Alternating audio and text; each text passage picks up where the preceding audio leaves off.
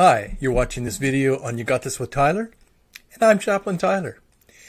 Today I'm going to tell you about a situation that I had to work with that was very unexpected, potentially violent, and again, I didn't really know what I was doing, and well, you'll see what happened. I was working in a long-term care or continuing care center, and there were 8 different wings.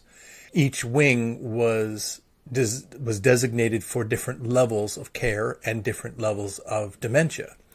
I got a frantic call on my cell phone from the nursing staff of one of those wings, one of the ones where there tends to be a little bit more dementia.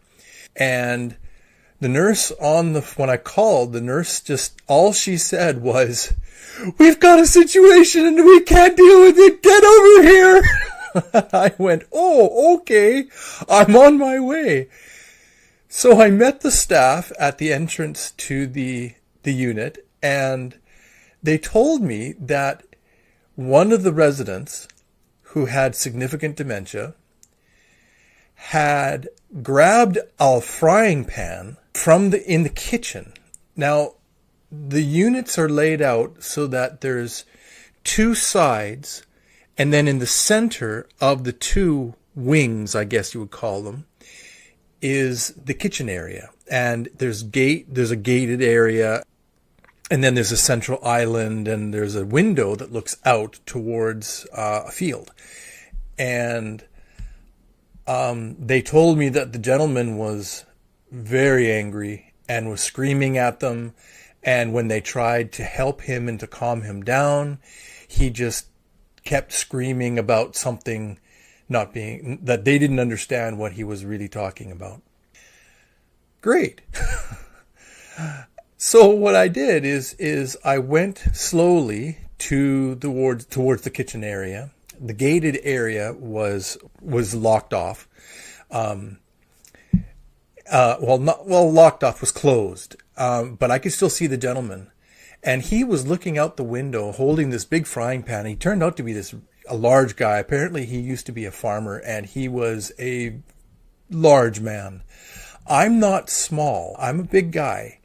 So I wasn't really scared of his size.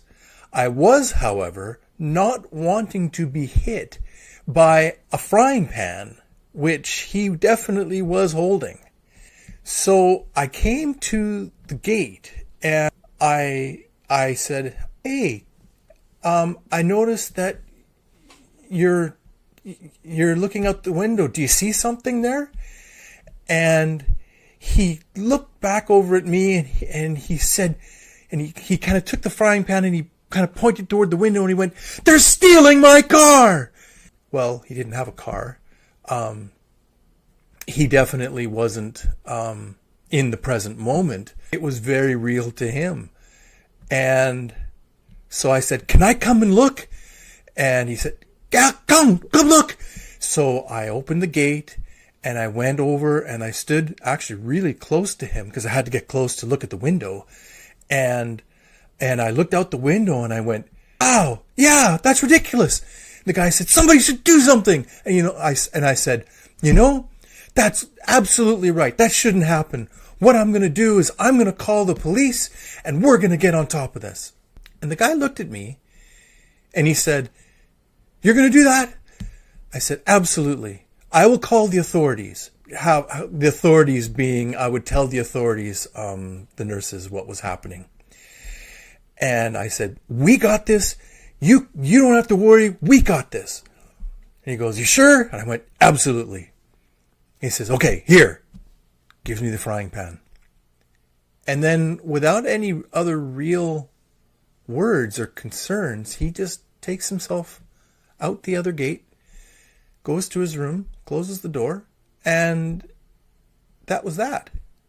It was one of those situations where it didn't really make any sense. He wasn't in reality, obviously.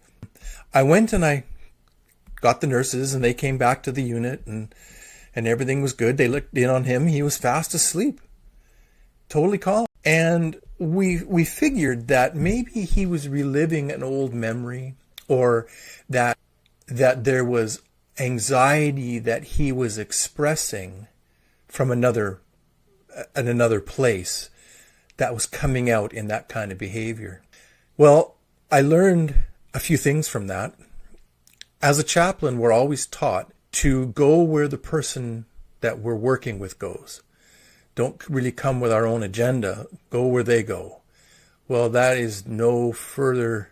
There's no way to overstate the importance of that when working with somebody with dementia. Now, it doesn't matter that they weren't in reality. It doesn't matter that they might be reliving an old memory, or they might whatever.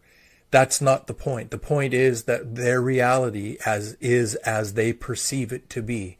This man was very angry. He was potentially violent. He had cleared out the nurses by swinging the frying pan and yelling at them. And all I could do was I just went where he went. I didn't lie. I said I was going to let the authorities know, and I did. And I think I got really lucky. And I learned with that the power of being in the present moment with someone. I also learned that empathy is more than simply feeling with someone. There are layers and levels of empathy, and one of the greatest levels that I can think of empathy is to not only feel what the person that you're working with would be feeling and identify with that, but to put yourself into a place where you're entering into their reality and work with that. I have found that to be absolutely wonderful in working with people with dementia, in working with people in trauma situations, because their sense of reality has been shifted, it's changed, and you need to work with them according to where they're at. I have found it also to be helpful in working with mentally ill, because you go where they go in the moment. Sometimes, if they're delusional, you go with them in order to provide comfort and support. Yes, there are times where you have to try to help them and reorient them to the truth of things, because sometimes what they're believing and seeing isn't helpful. That's a fine line. That's a hard one when I work with people with different mental illnesses and delusions. But it's still a good principle, and it's one that is very, very important. Anyways, this man never acted out again as long as I was there. And the nursing staff were very, very, very pleased that I was able to do something. And I told them exactly what I did so that they could get an idea of how to work with that in the future. Now, maybe I didn't hear of anything else happening because they were able to do it themselves. Great. But if not, then hopefully it worked out. And hopefully that gives you an idea of something. You know, like working with children, sometimes in their imagination, they're going somewhere that's different. Well, you go where they go, and that's how you enter into their world. It's a really important principle.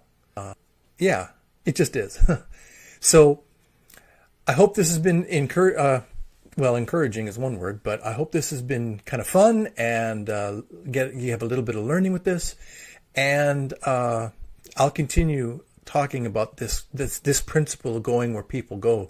I have 2 or 3 absolutely wild stories about working with people, going where they go, and it isn't in reality, and they end up feeling so helped and supported.